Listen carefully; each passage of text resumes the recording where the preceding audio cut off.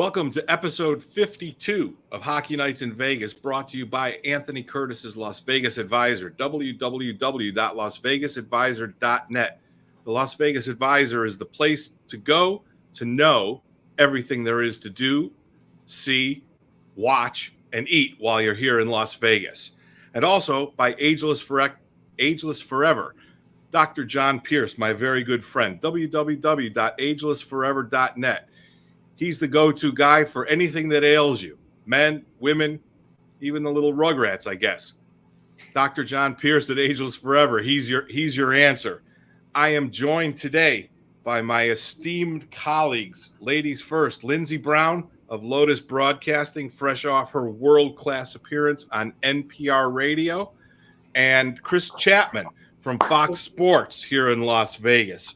And, here we are. We're down to the Stanley Cup Finals. And if you had Florida and the Vegas Golden Knights on your bingo card, go ahead and raise your hand. I'll wait. Nope. But that's what we have. But before we go looking forward to previewing the Florida Panthers and the Vegas Golden Knights in the Stanley Cup matchup beginning Saturday night here in Las Vegas, I'd like to talk a little bit about how the Vegas Golden Knights got here. Round one, they soundly defeated the Winnipeg Jets 4-1 in a series that the smart talking heads had just about a 50-50 pick. In round two, they dispatched of the 300-point scoring Edmonton Oilers 4-2. And in the conference final, in a story that could only be written by a soap opera writer, head coach Pete DeBoer aimed to foil the Golden Knights' return to the Stanley Cup Finals. And, well, he failed. Anyway, 4-2 Vegas in the conference finals. And here we are, folks, 4 games away from the Stanley Cup coming to Las Vegas. But I'd like to talk a little bit about those 3 series. In 2 of the 3 series, everybody said the difference was going to be the goaltending. Connor Hellebuyck, Vezina Trophy winner. Jake Ottinger, future star, actually established NHL star, young gun goalie. But Laurent Brossoit and Adin Hill both have 5-game winning streaks. Both have goals against in the low 2s and save percentages in the 930s. What the hell, Lindsey Brown, former goaltender of Ohio State University? What the hell's going on here? Why are the pundits so wrong about the Vegas Golden Knights goaltending? Don't forget about St. Anselm College, but it's really a different vibe when it comes to this Golden Knights team, because you expect in the playoffs certain types of heroes, right? You have the goal scorer, the guy that sets up a lot of plays, and then you usually have a goaltender that's stealing souls. And the way that the Golden Knights have been constructed is from the defense out. And that's what's really enabled them to weather the storm, be that during the playoffs or during the regular season when they were having the goalie carousel, whether it was Laurent Brossoit or Logan Thompson or Adin Hill. But the way that the defense and the forwards play in front of them in the defensive zone really allows the goaltenders to worry about shot first, simplify their game, compartmentalize the ice, and they've just taken it and run with it, and they've gotten run support to begin with. And so it's I won't say it's easy to be a Golden Knights netminder right now, because especially with what Adin Hill was able to turn in this last series, which he was incredible. But it's certainly not the toughest job in the world. But you got to play the games. You got to live up to the moment that you're in, and you got to take it save by save. Chat. Yeah, it's been one of those. It's kind of been a weird postseason, right? The Golden Knights, for the most part, have stayed injury-free. A few minor bumps and bruises. I still think Braden McNabb is appreciating the time off. But, the goalie situation for the Golden Knights is, could any of us a year ago have sat here and predicted that Adin Hill would be the netminder to lead the Golden Knights into the Stanley Cup Final? He wasn't even on the team. He was a member of the San Jose Sharks at this time last year. So, it's been a really incredible, remarkable run for the Golden Knights. But, the job that Adin Hill and Laurent Brossoit when he was in there. The job that they've done, I think it's a testament to Bruce Cassidy and the system that he runs. But, I mean, at the end of the day, the goalie still has to make saves. Like, you could run the most goalie-friendly system in the world. It doesn't mean you could put me in net and you're going to win games. I mean, you still need to be a good, solid goaltender, and the Golden Knights have gotten that from Laurent Brossoit. They've gotten it from Aiden Hill. I mean, we can even go back to the regular season. They got it from Logan Thompson, Yuri Patera, and Jonathan Quick. I mean, we look at every game the Golden Knights have played this season. Every single game, including the postseason. What are they've got, 12 postseason wins? I know they've got, 5 losses or something like that. There's not one loss this entire season from game 1 until whatever we're at, game 90-something right now, where I'm looking and saying, you know what? That loss was on the goalie. There isn't one. And it's an incredible job done by everybody, from Kelly McCrimmon and George McPhee all the way down to Sean Burke, the goalie coach, who is, I mean, the everything he's done this season has been brilliant. And like I said when I first started, it's a testament to Bruce Cassidy and his system. But at the end of the day, the goalie still needs to go out there and make saves, and the Golden Knights have gotten that. Well, I agree. Listen, I've been slurping on Bruce Cassidy since basically on day one, and I ain't stopping now. The In Bruce We Trust bumper stickers will be ready soon. They'll be for sale, partial proceeds going to the charity of our choice. But the bottom line is sort of a culmination of everything that both of you said. The system is goaltender friendly. I'm thinking back to the, 5 and 6 and 11, 17 playoff games that they've played so far. I'm thinking one soft goal in 17 games, and that was probably the third goal by Dellandrea in Game 5 against Dallas. Yep. And aside from that, they're not big names. They're probably in line for pretty big pay raises. But the Golden Knights are getting exactly 100% what we were told they were going to get from day one to game 99 by Bruce Cassidy. And when you look at it, that he gets all the credit. Yes, the two most hated men for many years in the Vegas Golden Knights organization were George McPhee and Kelly McCrimmon, right? They traded off Fleury for a bag of pucks. They got rid of Max Pacioretty for a couple of rolls of tape. They've done a number of things, but you know what? I don't know how Kelly McCrimmon is not up for the GM of the year. I really don't. I'm not a fan or not a fan of Kelly McCrimmon, but you just have to look at the body of work that they've put in since pre-draft to where they are today. They've made difficult hockey decisions, and I'm sure that they agonized over them, but they did it. They had the testicular fortitude to pull the trigger on Alex Pietrangelo at the trade deadline, giving up Alex Tuck and Peyton Krebs and some draft picks for Jack Eichel, and allowed him to have a surgery that no NHL player has ever had. Those two guys who everybody thought was the evil empire aren't getting any love right now. And I think that's a shame. I am happy to see that Sean Burke, who is one of the chattier, nicer fellows that we get to see on the elevator post-game, who always says hello to us, is getting his flowers from the media, because he's done a magnificent job of keeping those guys in the blue paint. And Lindsey could probably verify that that's the goal, is have them play big, play within themselves, never slide out of position and give up easy goals. And that's the system that's the most effective for Bruce Cassidy and for the Golden Knights defensive structure. Yeah, I wholeheartedly agree with you. And it's about not putting yourself in position that you can't make up for.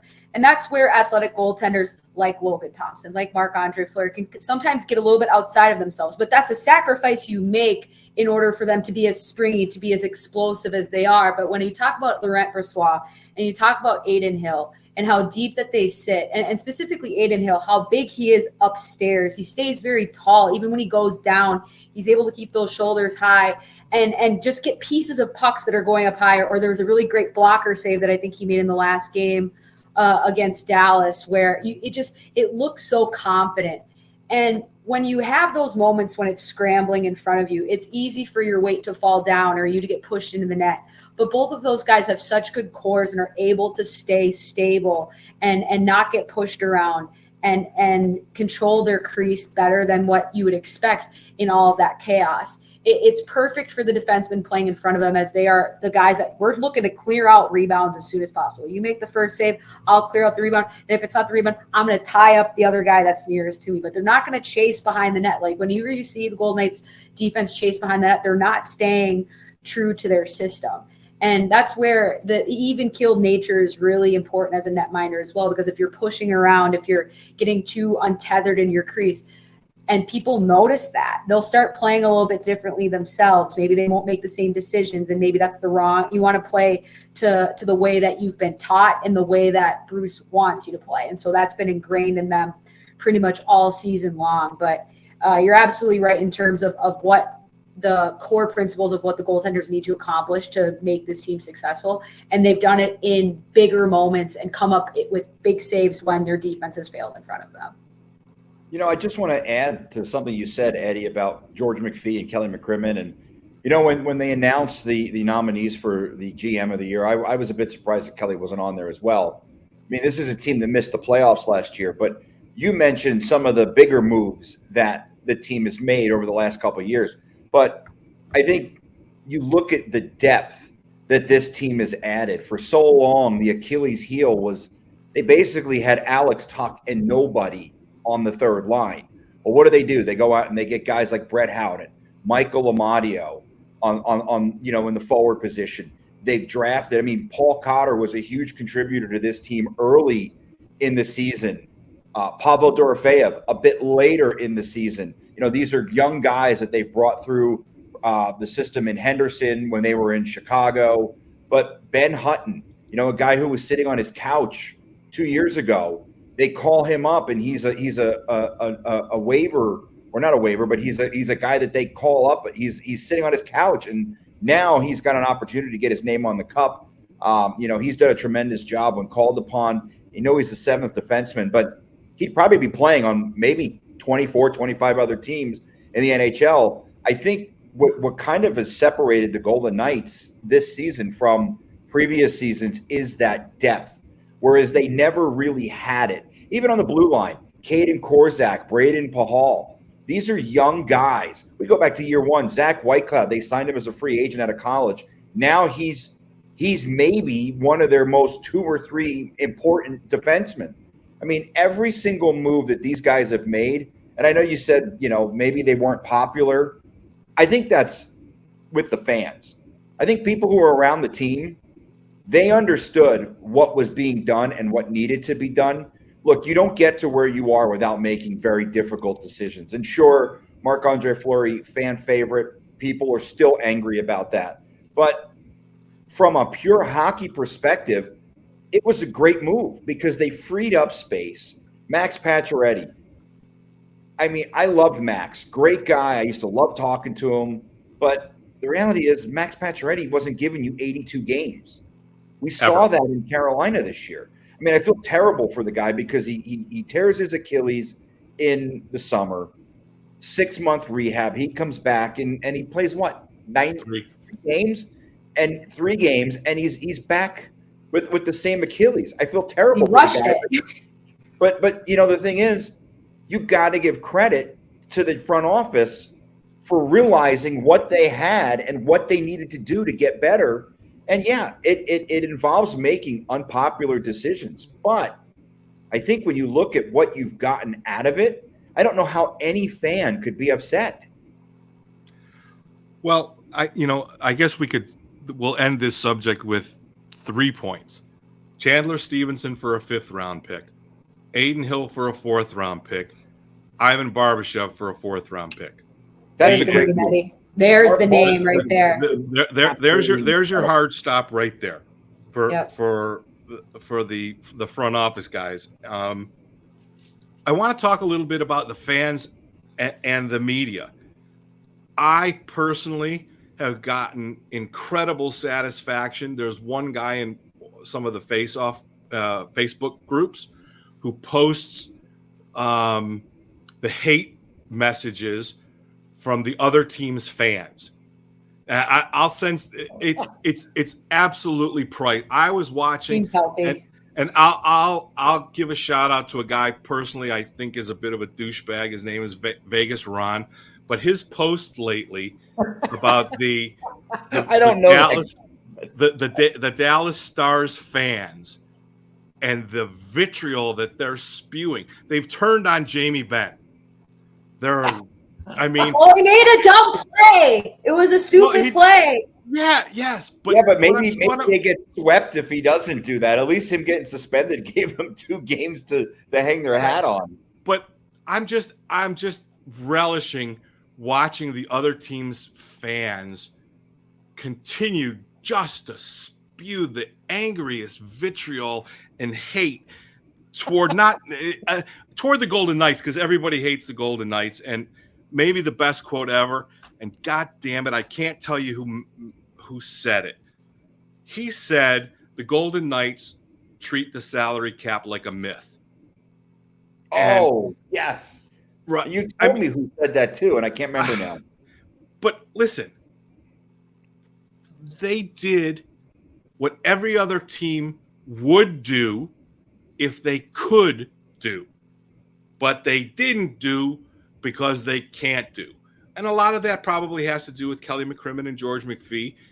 A lot of it also probably has to do with Bill Foley and his ability to say, boys, whatever it takes, no matter what. And we'll get to that specific quote as we move forward toward the prediction.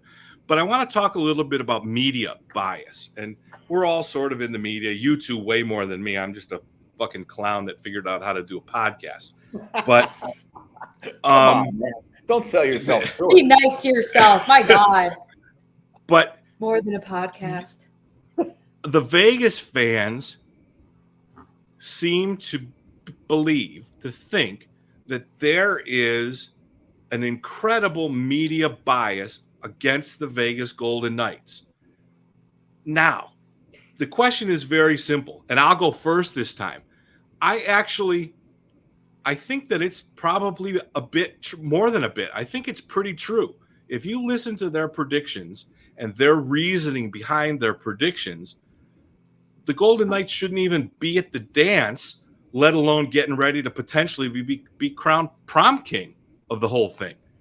And I don't know if it's just that the talking heads, are all old school hockey guys and hate the fact that George McPhee beat the draft process like a red-eared mule, and the success is off-putting to people from Toronto who haven't won since Lindsey's parents maybe met each other in high school. And so enough yapping. The question is, do you believe that there's a media bias against the Vegas Golden Knights? And if you do, who do you think the biggest offender is? But you can't say PK Subban because that's mine.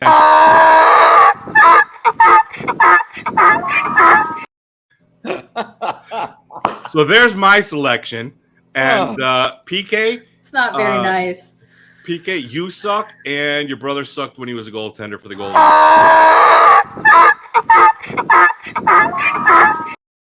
Wow, that's okay, a lot. Lindsay. That's a lot. Oh but go ahead, tell me. Do you think okay, there's a media bias, and who do you think the biggest offender is? I think there's a bias in general in the hockey community, because I think so much of hockey is about suffering and about learning, about, not always making the pretty play, not always going on a breakaway, or sitting in your car at 7 a.m. because you just got done with practice and your feet are so cold, you're making your parents rub them and because they just hurt. And I think what the Golden Knights have done is that they've expedited that process. And that's what bothers people, that they've been able to, like you said, fleece in the expansion draft in the way that they did, and have a singular opportunity to jump into the league when the parity was at its highest, right? It's not like you're getting a bunch of bums that can't skate. And so I think there's that aspect of it. Then you add the layer of the early success, and then you add another layer of the way that they conduct business. Because I agree with you in terms of there are hockey moves to be made, but the way that they've made them has not been good. And that doesn't bode well for like hockey karma. Like, I'm a hockey spiritualist. Like, I believe in all that stuff. And so I think that it just rubs people the wrong way that they've been able to figure it out so fast, and that they've been able to accumulate the talents that they have. Like, it's not just good players. It's Mark Stone. It's Alex Pietrangelo. Like, these are bona fide big name players that would be on Team Canada if the NHL would allow them to play in the Olympics. And so I think it's just more sour grapes than everybody else. And so you're constantly looking like, they can't do it again. They can't do it again. They're not going to get this done, because we've never seen it before.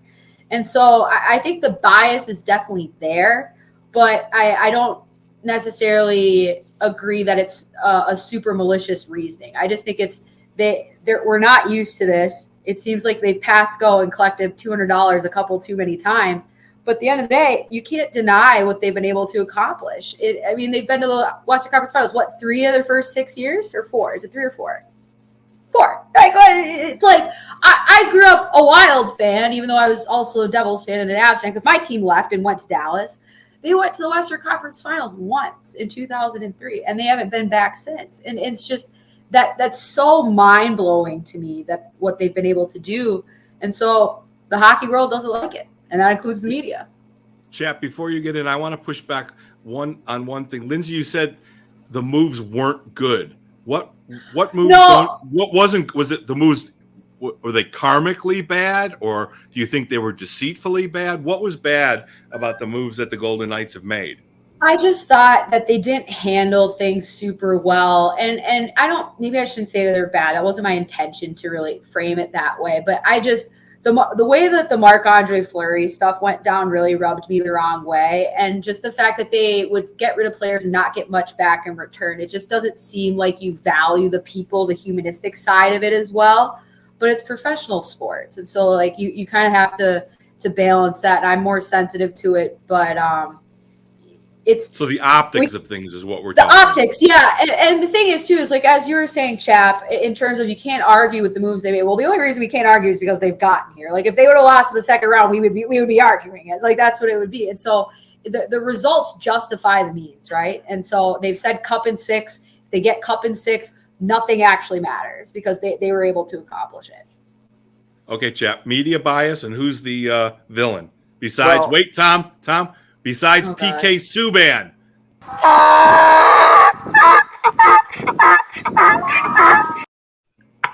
So I am a happy fat man. I'm going to go with that. There is no media bias, like outright, where people in the media, at least the national media, want to see the Golden Knights lose. Because I'll level with you, and Eddie, Lindsey, I'm the jackass. You should put my face on there, because I'm the jackass that picked the Edmonton Oilers to beat the Golden Knights. It wasn't a bias. I just thought that Connor McDavid and Leon Draisaitl were finally going to take that next step.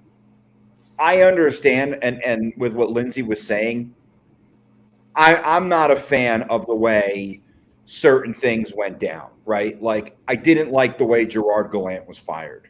I didn't like that. It will never sit well with me. The whole aspect of, we go to the East Coast, play a game in Buffalo, then we go to Ottawa where there's no media locally that's there, and we fire this guy at 7 o'clock East Coast time. That's never going to sit well with me. And quite honestly, I don't really think George McPhee and Kelly McCrimmon give two shits what I think. But there are certain optical aspects of this that haven't sat well with fans, and not just Vegas fans, hockey fans in general. Sure, you're going to have the idiots who sit there and say, the Golden Knights cheated. They put Mark Stone on LTIR. No, the guy does not go on LTIR and have a second back surgery in a year so the Golden Knights could circumvent the salary cap. That's just stupidity, if that's your opinion. It's just the way things worked. Now, could he have come back sooner? I have no idea. I'm not a doctor. But optically, that doesn't sit well with some people. The way that, like Lindsey said, the way they moved Marc-Andre Fleury, the way they moved Eric Haller, right? The guy's getting married, and 2 days before his wedding, he gets the phone call that he's been traded. It's a cutthroat business, and I get that. But like Lindsey was saying, from the humanistic side, look, the three of us are in the locker room. Lindsey played at a very high level. It doesn't matter if they're Golden Knights, if they're Ottawa Senators, if they're Philadelphia Eagles, if they're Tampa Bay Rays. These guys are not robots. They're humans. And stuff like that does piss people off. But if the only goal is to win, then I don't have any issue with any of the things that the Golden Knights have done. They may not sit well with me on a personal level, but if I'm looking at it strictly from a win and only win standpoint, I don't care. But to get back to the original question, I don't think it's a collective effort by the media to shit all over this team. I think there are certain people in the media, and obviously the guy you keep showing. Who is that? Wait for it.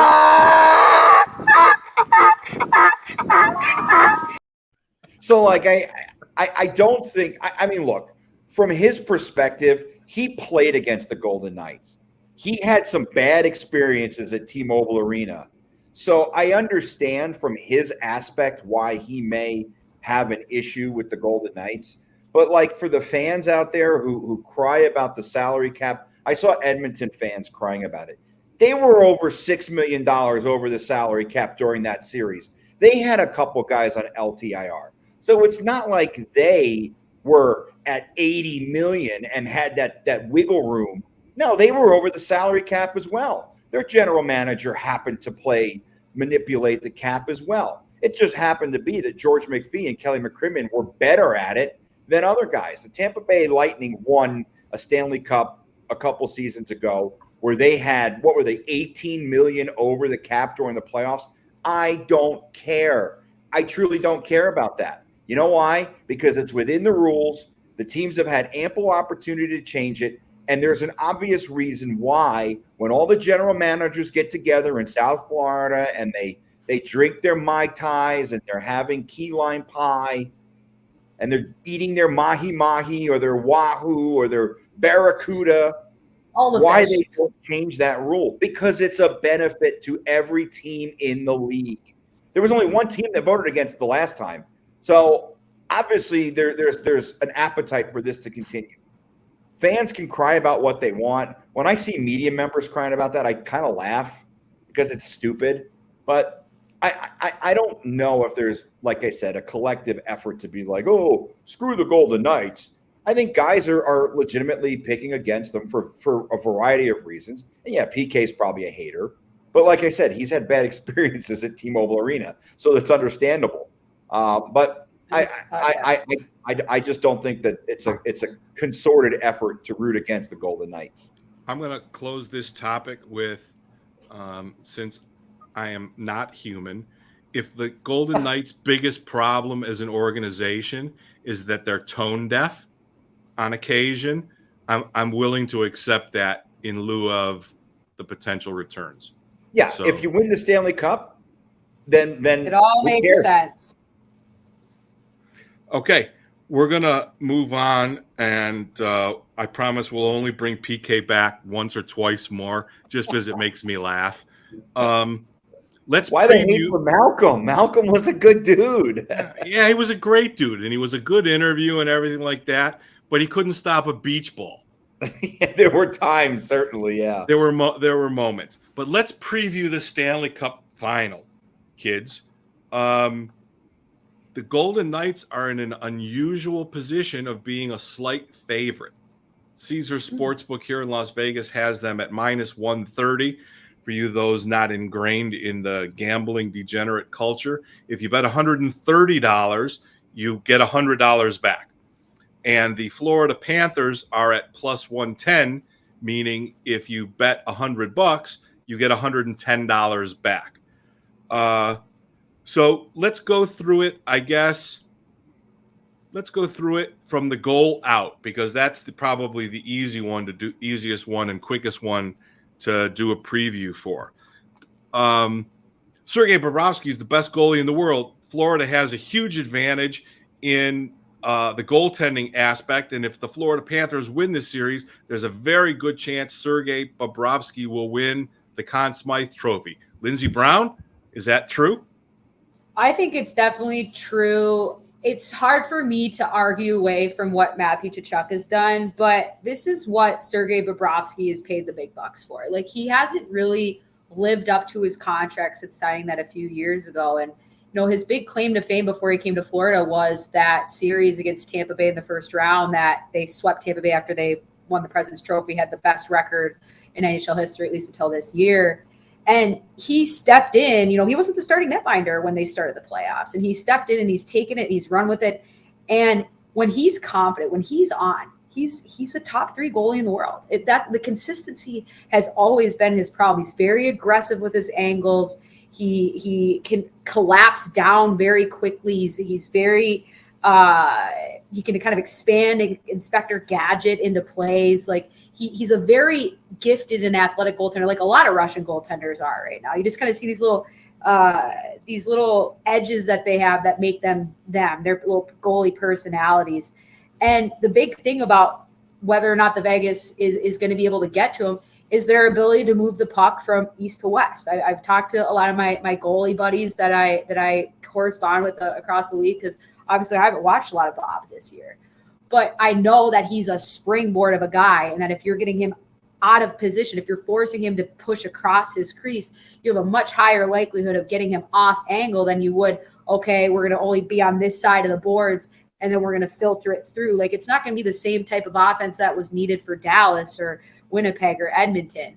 But the Golden Knights have one of those attacks that can be wave after wave after wave, and you tire this team down. That's going to affect the netminder as well. This is a guy that they took a picture of him after a game a couple weeks ago. The dude loses 20 pounds per game, which is crazy. Like 20 pounds of water weight per game. And so he's working hard. So you want to make sure that you're challenging him across, and that you're challenging depth too, to make sure that he's staying on his cues and not moving away from his spot. But he's probably the best goalie that the Golden Knights have played all season. And I'm not just saying that to take anything away from Jake Ottinger or Connor Hellebuck. And I'm sorry, Stuart Skinner is not in the conversation for me. But none of those guys have turned into consistent numbers, at least lately, that Bob has. And so, okay, but the question is, do the Florida Panthers have a distinct, decisive advantage in goal? Technically, yes. But Aiden Hill's playing well. Like they're both play well in terms of the potential, in terms of the ceiling. Sure, Bob's an A, and Aiden Hill's a B-. Like, whatever. But it doesn't matter right now, because it's about who's playing well and who has the momentum going. And Bob's been sitting for it's going to be 10 days between games. Like, there's no person more affected by that layoff than the netminder. And so we'll see if his timing is good and if he's able to recapture what he's been able to conjure up so far through this postseason. Chap? No, they don't. Sure, on paper, Sergei Bobrovsky is a much better goalie than Aiden Hill. But if you watch that Carolina series with Florida, a lot of it had to do with the fact that Carolina just couldn't put the puck in the net. Sure, Bobrovsky played a great series, but Carolina stunk. The other aspect is, Lindy mentioned it, there's a long layoff, 10 days. I don't know how that's going to affect his timing. Look, the Golden Knights are a good team on the rush. I think they're going to get him out of position. I think they're going to score goals on him on the rush. Here's the other aspect, and I haven't heard this from anybody. It's certainly not an original take, but the Florida Panthers were playing musical chairs in goal, right? Spencer Knight was supposed to be in the equation. He's injured. Obviously, he's out of the equation. Alex Road to Zion Lyon was the guy who started the playoffs in net for the Florida Panthers. He stunk. Bobrovsky comes in. He played great against Boston. He was great against Toronto. But against Carolina, I don't think he needed to particularly be great because the Hurricanes just could not score. You look at what they did in that series, they had a lot of opportunities that they're probably looking back on video saying, how on earth did we not score there? Sure, from a strictly, is this guy better than that guy comparison, yes, Bobrovsky's a better goalie than Adin Hill. Is it a distinct advantage? No, because I think it's neutralized by the fact that I think the Golden Knights are going to score a bunch of goals off the rush, something they didn't do against Jake Ottinger. And in all due respect, Lindsey, I think Jake Ottinger is a better goalie than Sergei Bobrovsky. Jake Ottinger is a money goalie in big-time games. He wasn't the other night. I'm not saying that that Bobrovsky's better than Ottinger. I'm saying that Bobrovsky's playing better than Ottinger has during these playoffs.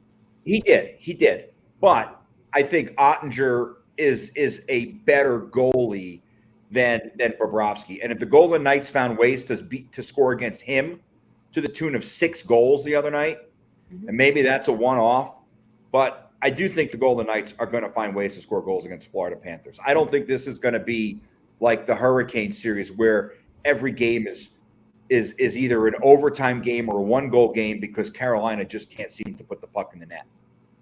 Well, Carolina clearly did an impression of the 2021 Golden Knights versus Dallas. They had no scoring left, though. All of their superstars were hurt. It's almost amazing that they even made it this far as they did. Sure, I give them credit, but you know what? The injury bug is the injury bug. I think that, listen, Bob took over. Bob is playing well. Bob has a better record. Adin Hill has a better save percentage. If you were to just take the whole of who they are, you would have to say that the advantage probably goes to Florida.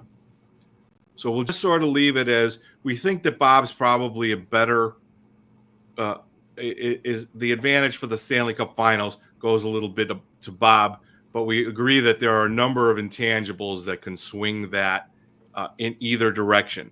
Next up will be the D-core. The Florida Panthers have a big, strong, mean, hairy, bearded monster of a man in Radko Gudas and a puck-moving defenseman. God, I hope I get his first name right. I think it's Brandon Montour. Yes. Maybe. Oh, shit, that was a lucky guess. Okay. And then they have 4 guys nobody's ever heard of. The Golden Knights have Alex Pietrangelo and Shea Theodore and Alec Martinez and most of Braden McNabb and Zach Whitecloud and Nick Hague. And I think there's a significant advantage on the D-core for the Vegas Golden Knights, not only systemically, but in pure talent. Anybody want to disagree? No. No, I mean, that's look, probably the biggest. The Golden Knights have guys who've won the Stanley Cup anchoring their D-core. They have guys a guy who was the first player in the history of the Carolina Hurricanes, or I'm sorry, in the St. Louis Blues to lift the Stanley Cup. A guy who scored a Stanley Cup winning goal in Alec Martinez. There's a distinct advantage. There's that word, right? Distinct. I think the Golden Knights have a distinct advantage from top to bottom. But, man, I really like what I've seen from Brandon Montour in these playoffs. That guy can go out there and he can play and play. He doesn't get tired. You know, the crazy thing is he was with the Anaheim Ducks for a long time, and he just struck me as a pedestrian guy, like a guy who had some skill, but maybe it was never really came to fruition because that team was just horrible.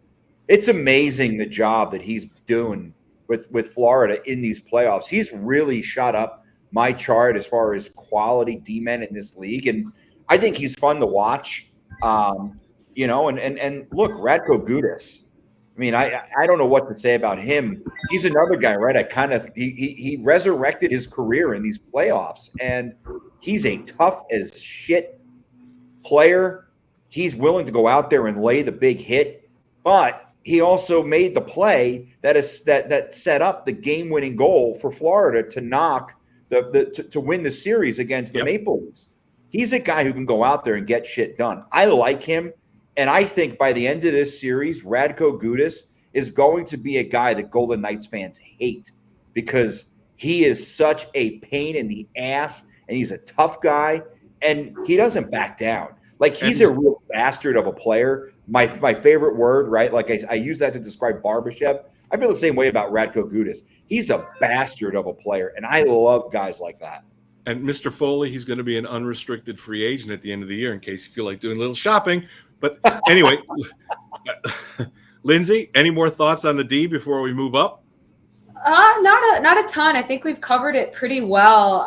The thing that I'm looking for is how are the Knights? How many shots are they going to be blocking? Right? Like, how are the Panthers going to attack them? Are they going to try to carry the puck inside and do it that way and try to beat them physically? Because that's really the identity of the Panthers, and I think that's what will be tested tested for the Golden Knights, because this team doesn't shy away from that, but it doesn't necessarily bring fire in that. And you want your defensemen to be focused on getting pucks out. Like, that was kind of what started to plague them against Dallas, where all of a sudden Dallas would trap them below their goal line, and then they would get support, and all of a sudden there'd be a defenseman stuck behind the net when that's not the system at all. And so there are chess moves that you can make to better neutralize, but overall, far and away, Vegas has one of the best decors in the league, and certainly a better decor than the Florida Panthers, that has been weakened by the fact that Mackenzie Weegar is now up in Calgary. But they got to Chuck back in that trade, so I would take that trade still. Okay, so we have goalies for Florida. We have D for the Vegas Golden Knights. Let's move up front. 12 forwards deep. Miami features Tkachuk, who is got 21 or 22 points, I think, in the finals, including 3 game-winning goals, overtime goals. Clearly, he's enjoying his time not being in Calgary, but that's for another episode. No. And they have Barkov, and they have Sam Reinhart, and they have Sam Bennett. And then, we're starting to struggle for names. And then you have what the Golden Knights have baked their bread with the entire series, which is the ability to roll 4 lines. And as Bruce Cassidy said before Game 6 in Dallas, listen, boys, we're not matching tonight. You just got to beat the guy in front of you. So when it comes to the upfront, the superstars, Tkachuk is a bona fide superstar. We have to say that. And Barkov is arguably one of the most respected forwards in the NHL. But where does the advantage lie? Lindsey?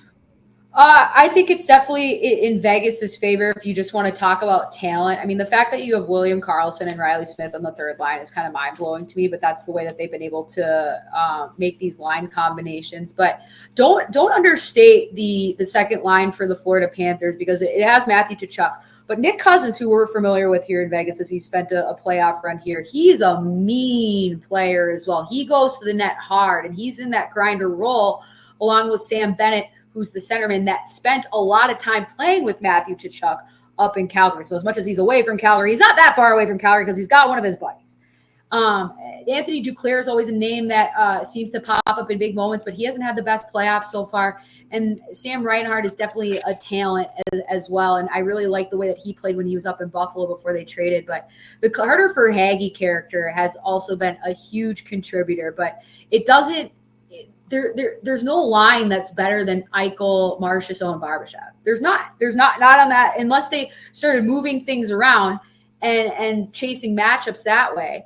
But from top to bottom, I just think Vegas is a lot more talented, but it's about execution. It's about, I think for Florida, can you get Vegas off their game? Can you out physical them? Can you knock them off of what they want to do? Because if you're able to do that, you could slow down any team. I mean, that's what kind of Vegas did to Edmonton. Chap?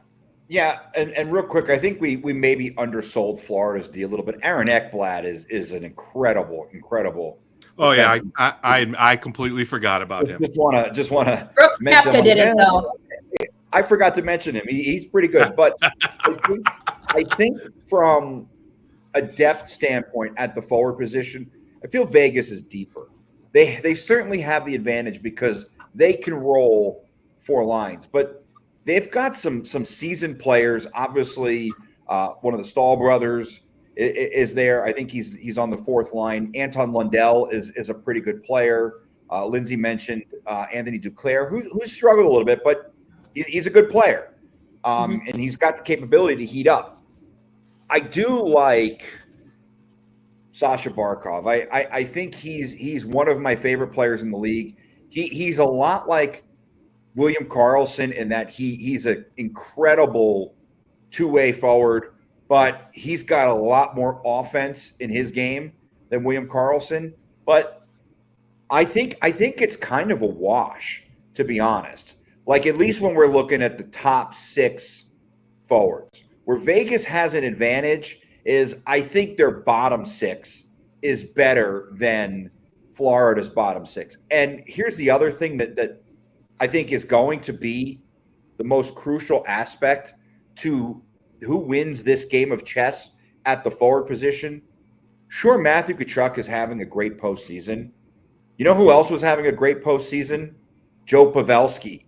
You know who shut Joe Pavelski? William Karlsson shut him down. We saw Leon Draisaitl score 6 goals in 2 games at T-Mobile Arena. Guess who went to sleep when Bruce Cassidy put the Karlsson line out there against that line? We didn't hear too much about Leon Draisaitl after game 2. The Golden Knights' advantage is that their forwards get at you from a defensive aspect. We've seen Jack Eichel get back, and he's been fantastic on the back check in this series or in these playoffs.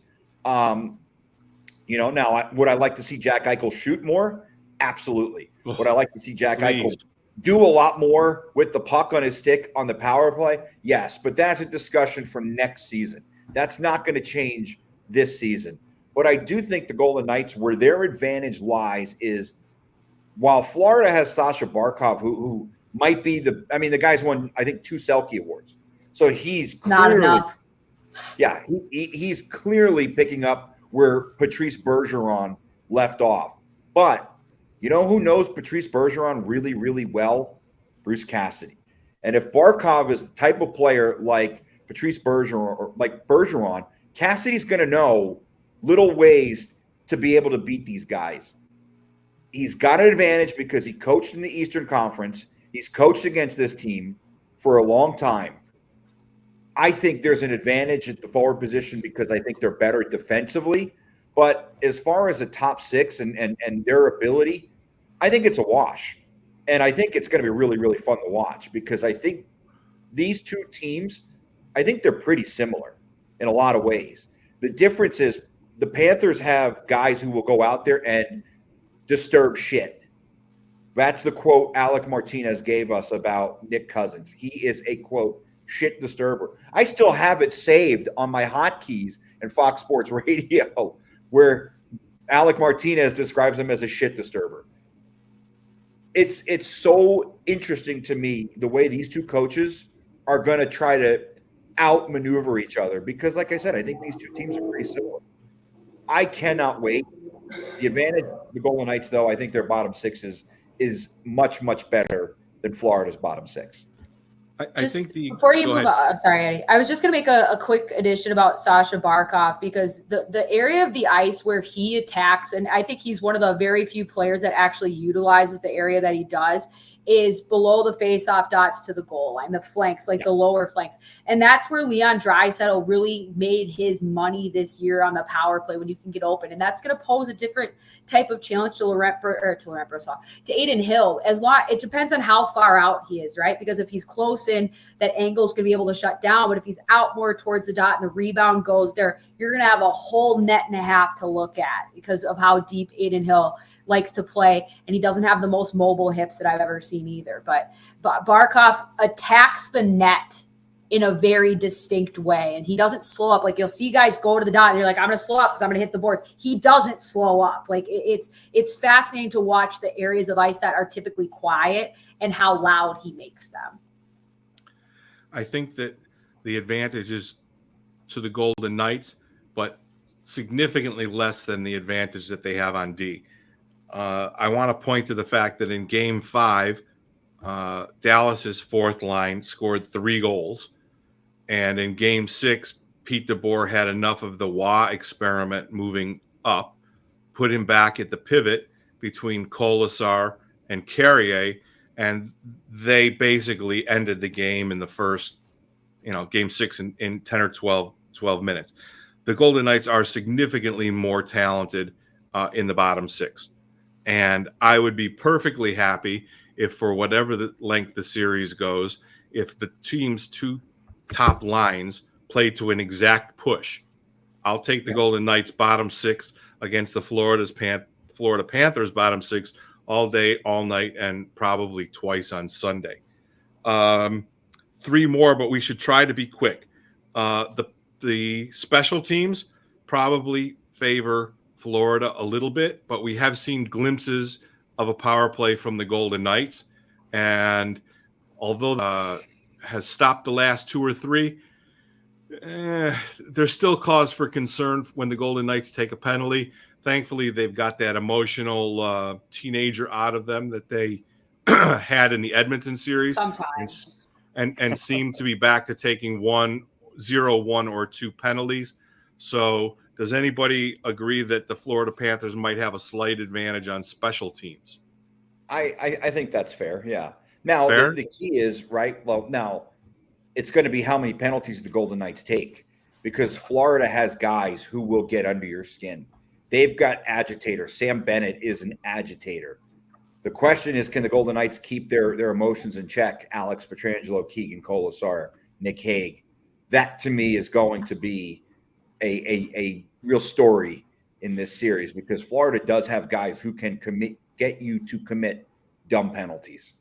Lindsey? Well, and it's not necessarily always how they can hurt you on the power play itself, but it's about how that taxes the other legs on your bench, and taking certain players and putting them in the box for 2 minutes, 5 minutes, what have you. Like, I love Keegan Kolasar. I'm still wishing for him to score 15 goals in this league, but I would much rather sacrifice him to the box than Alex Pietrangelo or William Karlsson or stuff like that. And so it's about shutting down on the PK, but it's also giving your team the best chance to get into a good rhythm, like the timing of the penalties. You can't be taking them early in frames and getting off to a poor start, but allowing people's legs and lungs to the maximum amount of rest possible, because they've played 3 rounds of hockey already, guys. Like, there's going to be a certain point of diminishing returns. But I agree with you. There's a slight edge, but I don't think that's going to be where this series is decided.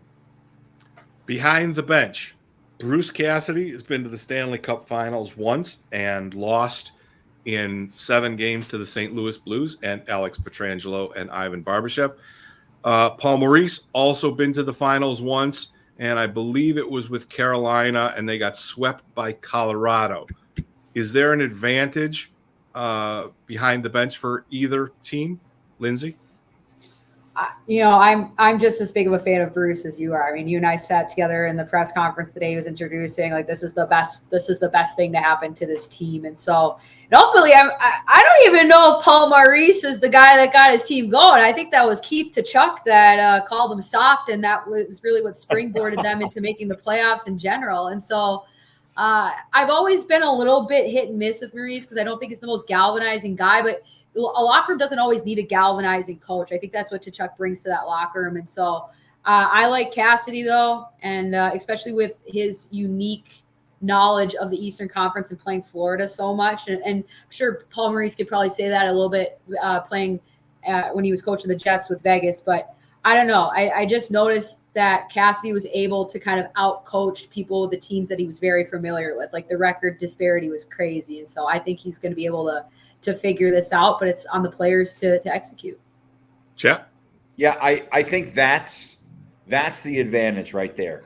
You look at the job that the Golden Knights did this season against teams from the Eastern Conference, and it was unbelievable how good the Golden Knights were against teams from the Eastern Conference. That's a knowledge that Bruce Cassidy has, and I will add this. Paul Maurice may know the Golden Knights because he's seen them a lot. He didn't have a whole lot of success coaching the Winnipeg Jets against the Golden Knights. He lost 1 playoff series. The Golden Knights seem to be better than the Jets almost every single year. I think Maurice is a good coach, and I don't think the advantage is like this huge gap.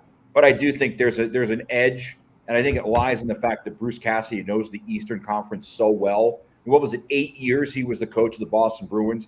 He's seen every one of these teams, especially the Florida Panthers. He's seen them up and down the entire, his entire coaching career, even when he was in Washington. Now, obviously, that was a long, long time ago, but he knows the Eastern Conference. He knows the style of play. He knows these players very, very well. He may not know Matthew Tkachuk all that well, but he knows the guys who have played for Florida for the last couple of years. He knows the Florida team that won the President's Trophy last year. I think it's an advantage. I don't think it's huge, but I do think that that's something that the Golden Knights are going to benefit from, and it's Bruce Cassidy's knowledge of the Eastern Conference and the Florida Panthers. And then there's the intangibles. And I think that there's really only one intangible that stands out to me that is significant enough to take a couple minutes. Alec Martinez, 2 rings. Jonathan Quick, 2 rings. Pietrangelo, 1 ring. Barbashev, ring. The fact that they have more guys with more experience, and you add the 6 original misfits who had the traumatic experience in year 1. And I think that the intangible that is going to be the key to the series is the difference in Stanley Cup final experience. Florida has Stahl with 1 ring, and one of their forwards, I think, was in Tampa, but I can't remember which one it was. So they have 2. But the Golden Knights have 6 plus Bruce Cassidy, who was recently in a final and lost. And the difference in the Stanley Cup final, even from the first 3 rounds of the playoffs, is so significant that the evidence, the body of work that the Golden Knights have and the motivation that they have from the original misfits, I think, is a huge intangible that swings in the way of Florida. And the only real intangible that Florida has right now is the team of destiny sort of thing. They gassed Boston, they gassed Toronto, they blasted Carolina.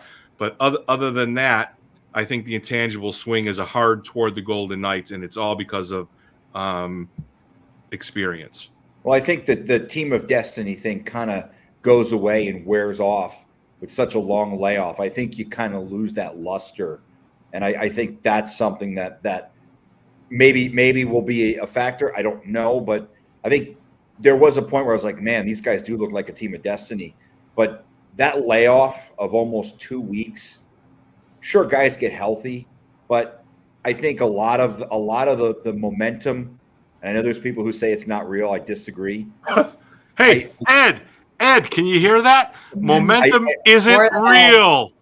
I think it's one of those things that will disappear, and I think it hurts the Florida Panthers more than it helps them. Lindsey? Yeah, and I think Vegas is just as much a team of destiny as Florida is. Just because Florida's beat more formidable opponents or they are bigger underdogs doesn't mean that their motivation level. And that's probably dumb to say because who isn't motivated to win the Stanley Cup? But you missed the playoffs last year. You had to chew on all season long. The Panthers won the President's Trophy and then got absolutely shackled in the first round. So they have their own kind of thing to chew on. But I think there's a realization with this roster as well that these guys are going to start aging. They already have. A lot of these guys are on the north side of 30. And you just don't know how many more cracks you have with everybody at their peak of their powers. Ivan Barbashev is probably not going to be on this roster next year. So you have to go find that and hopefully have an instant chemistry magic with them. How will we know about everybody's laundry list of injuries that they're accumulating over this, everything? It's just, I think they understand the moment that they're in and the opportunity that's in front of them. And so that can go both ways, but there's something to this Vegas team, and I've seen it for weeks, and they're just so calm. It's all about demeanor, and maybe Florida's the same way, but nothing scares this team. Even if they get smoked, they're back the next night and they figure it out. Even if they lose that game, there's building blocks there. And I think that goes to the intangibles of Bruce Cassidy's culture and accountability, and the veterans. Basically, this whole team is a bunch of veterans. Their ability to internalize that and make the necessary changes to their game. They're not just going on rushes all the time. They're not just being the opportunistic team. They're willing to do it the hard way. Okay, well, we've come to the last segment, and it's going to be prediction time. I have to warn you that Tom, our very favorite editor at To the Moon Creative, is going to pump in your predictions from episode 50 just before you make your predictions for the Stanley Cup Final. And I'm going to sprain my shoulder. Oh, because I was the one that picked them to beat Edmonton and get through. But anyway, I think Same. I also the conference did. finals.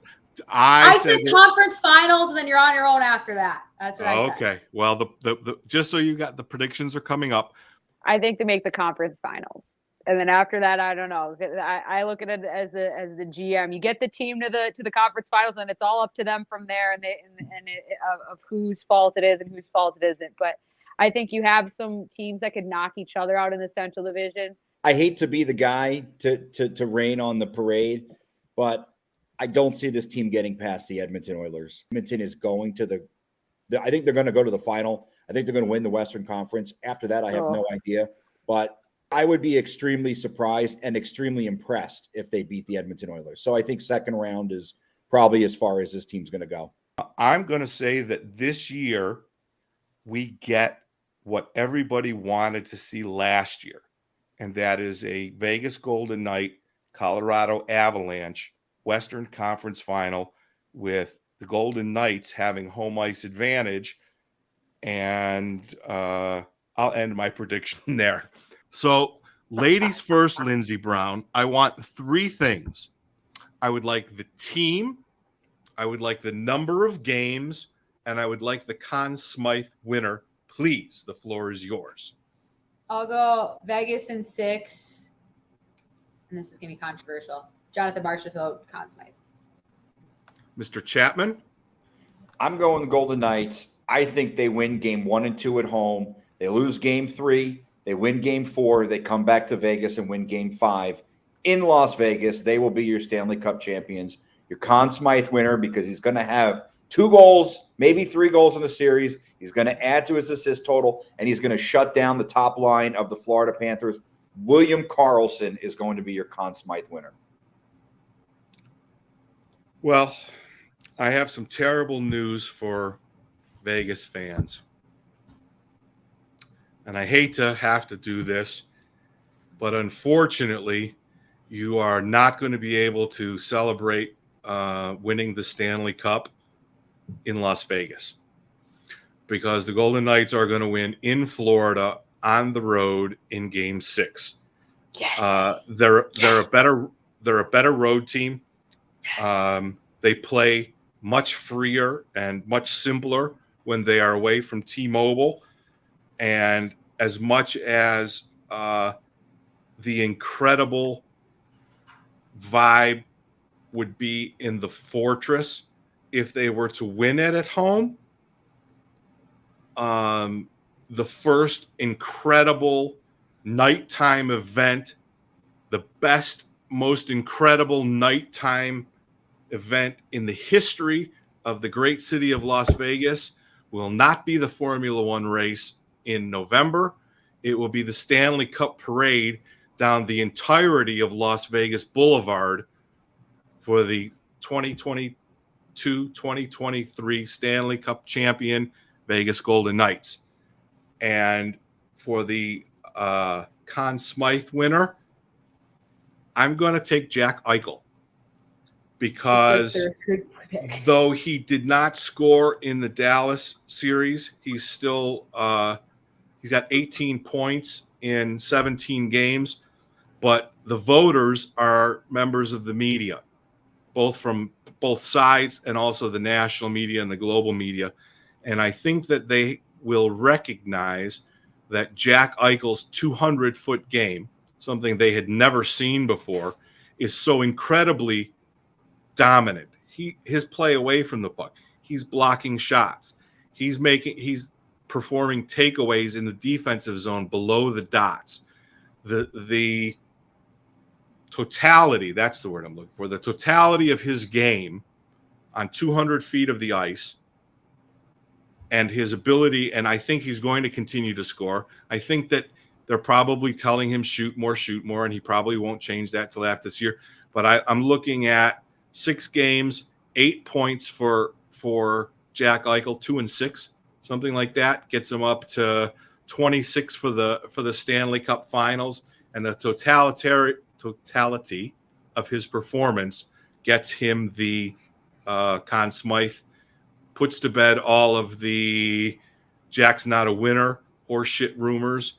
Does a good part to lay to rest the fact of he was the number 2 behind McDavid, while McDavid makes a couple million more a year and has put up 18,500 more points than Jack Eichel is.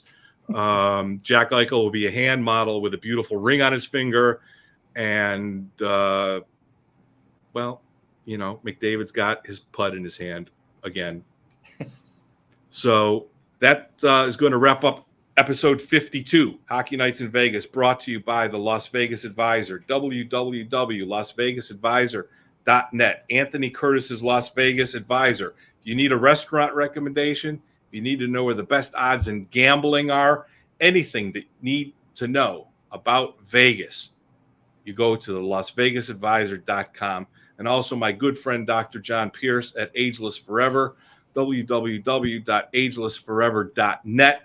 The doctor to see in Las Vegas for wellness, for getting you better, for making you the best that you can be. Go see my friend JJ and tell him I sent you. Thanks, Lindsey Brown. I always love chatting with you in the press box, and I get extra hours visiting with your podcast. Chapman, my next door neighbor in the press box, we have a lovely bet going. I can't wait for you to pick up the lunch tab at Juan's. The bet's over. You won. Oh, well, see, even better. There's nothing this fat guy likes more than a free lunch. So thanks, everybody. Please hit the subscribe button that probably will pop through sometimes. Comment. We'll all add our answers to your comments on this. And look for the next episode to be probably in between one of the Stanley Cup bricks when there's a 2-day vacation, because there's a couple of days off a couple of times, and we'll try to sneak in a progress report for you with how the series is going. Thanks again, everybody. Have a wonderful day. Go Knights, go. And Chap, Juan's Flaming Fajitas is on you, brother. That's a wrap.